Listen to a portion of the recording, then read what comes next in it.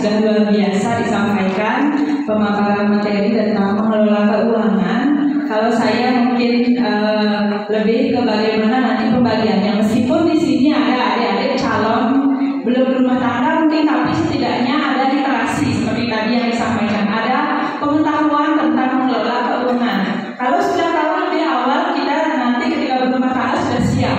Karena kalau sebelumnya seperti tadi tidak ada penghasilan, tidak ada pengelolaan, ya kita tidak bisa nanti menghasilkan rumah tangga yang utuh seperti yang tadi sudah disampaikan oleh Bu Zeni seperti itu.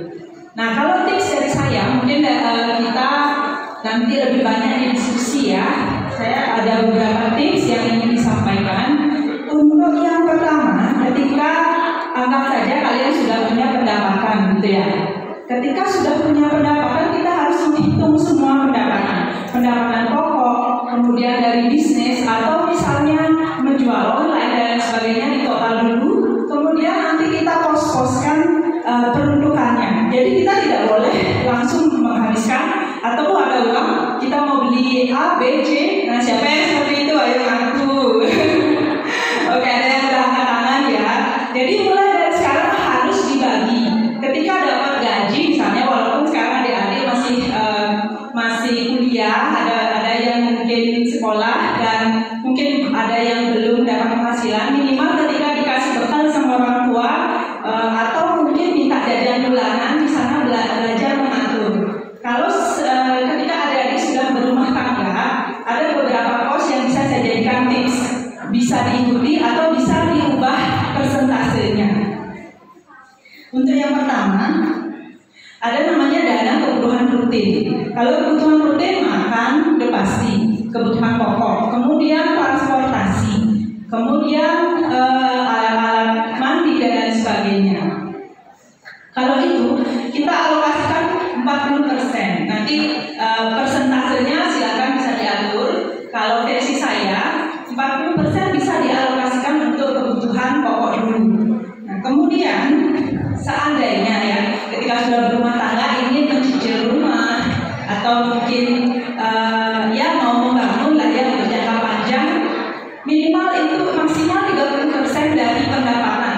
Jangan sampai lebih, karena kalau lebih nanti ketika ketika waktunya bayar tidak ada uang bisa gawat gitu. Jadi 30%. Kemudian 25% bisa digunakan untuk menabung atau investasi atau proteksi. Proteksi ini bisa asuransi.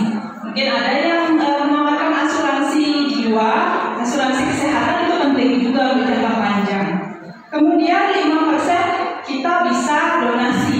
Jadi kita mau menyumbang ke fakir miskin kah? Karena kadang-kadang ketika kita punya uang jangan terlalu kita untuk pribadi, tapi ketika kita bagikan uang itu ke sosial, maka akan lebih banyak datang kepada kita. Jangan takut uang itu tidak hilang. Ketika ini sudah pernah saya berikan. Ibu saya pernah punya uang cuma 5.000 di kantongnya. Kemudian dia melihat anak kecil menangis, pengen membeli sesuatu yang mungkin membeli makanan atau apa, tapi dia tidak punya uang. Kemudian uang 5.000 itu diberikan, dan ibu saya tidak punya uang sama sekali waktu itu. Tetapi dia percaya ketika uang itu kita donasikan, uang itu tidak hilang langsung. Tapi setelah itu kebetulan ibu saya kerja di salon, bukan kerja ya, tapi membuat salon sendiri. Setelah itu tidak lama, kira-kira beberapa jam lagi ada yang menelpon, "Bu, saya mau rebonding," gitu. Jadi dari 5.000 berkali-kali lipat datang, sekalipun tidak Tuhan langsung yang memberikan, kan gitu ya. Jadi bisa datang dari segala penjuru, itu maksudnya. Jadi jangan takut menyisirkan keuangan kalian nanti untuk membantu orang lain, tapi jangan dipaksakan juga. Sesuaikan tadi 5%, kita bisa hitung persentasenya. Nah itu yang bisa dari persentase dari pandangan saya. Tetapi apabila adik-adik misalnya punya persentase tambahan, mau ada tambahan lain ya silakan. Tapi usahakan kebutuhan pokok yang diutamakan. Jangan nanti ketika uang ada, misalnya mungkin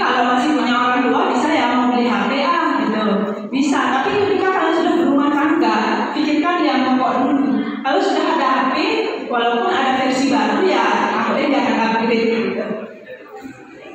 Tapi kalau sudah benar-benar rusak atau memang butuh sekali untuk pekerjaan, siapa tahu kalian content creator, ya bisa saja ya sesuaikan dengan kebutuhan pokoknya gitu. Kemudian ketika sudah membuat post-post tersebut harus disiplin, itu kuncinya. Jangan sampai tergoda gitu. Artinya ketika kalian mendapatkan uangnya banyak, mumpung ada uang tambahan entah dari mana, mau beli ini tidak seperti itu. Jadi harus disiplin ya, harus diprioritaskan mana yang memang dibutuhkan. Kemudian, nah tadi saya sudah sampaikan membuat rekening terpisah ya. Jadi kalau misalnya adik-adik sekarang cuma punya satu rekeningnya untuk semuanya, nanti ketika mungkin boleh dari sekarang ya, boleh dari sekarang atau ketika akan berumah tangga pisahkan. Ada tabungan operasional, kemudian ada namanya tabungan untuk jangka panjang, untuk tabungan gitu. Entah itu untuk biaya pendidikan nanti ketika sudah punya anak dan lain sebagainya. Operasional itu maksudnya sehari-hari.